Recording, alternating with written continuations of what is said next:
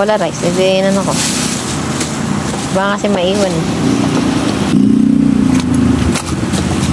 Ano ginagawa ni Seth sa taas? Luto. ATM yun. High quality scope yun eh.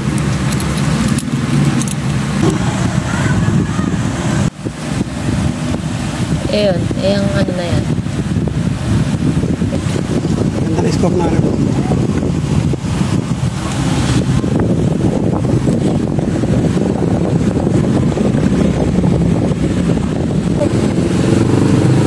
Ang scope na ito ay floating duck. Floating reticle.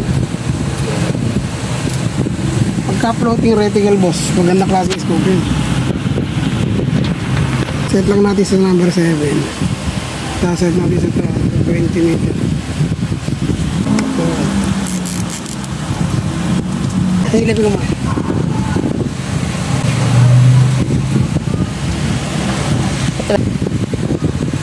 Para clear.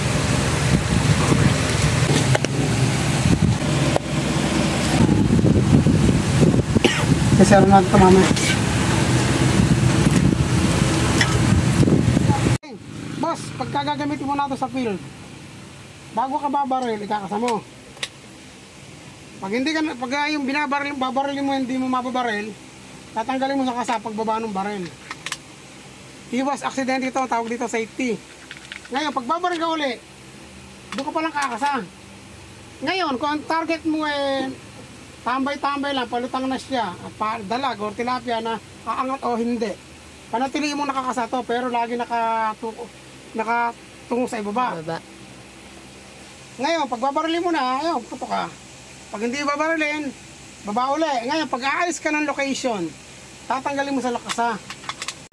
Okay. Pag gagamitin mo na, hihilayin mo lang ito rito, boss. Saka may gaganon to. Yan ang pagkasa. Kung maglalagay ka ng bala, patulak lang na gano'n, no? Ayan po, ito yung uso. Ayan, diretso. Tapos kailangan, pag tinulak mo rin, nakalubog rin, oh. Okay. Ngayon, boss, pag babaril ka, at hindi mo nabaril, tatanggalin mo na sa kasa. Hihilahin mo rin. Hihilahin mo ito ng konti. Ayan, hihilahin mo konti. Tapos kalabit ng trigger, oh. Wala na, hindi na nakakasa. Kasa uli natin. Pag hindi nakakasa na yan, puputok na yan. Pag hindi mo na iputok, tatanggalin mo lagi sa kasa para iwas aksidente. Ngayon, pag itatabi mo na yung baril, huwag mo itatabi ang airgun na may bala. Tanggalin mo yung bala, ayun o. Pag ayaw niya matanggal na ganyan, susundutin mo lang ng stick or ting-ting na ganito. Susundutin mo na sa butas para malaglag yung bala. Ngayon, heri bala o. Example, may nilagyan ng bala. Heri nakakasa, pag kinalabit mo, puputok. Ngayon, tatanggalin mo yung kasa, kunyari, kinasa mo. Kinasa. Kaya mo kalabitin dahil sayang yung bala, sayang yung putok. Hilahin mo lang ito rito. Oh, hindi na nga siya puputok. Tanggal na yung kasa. Ayos, boss.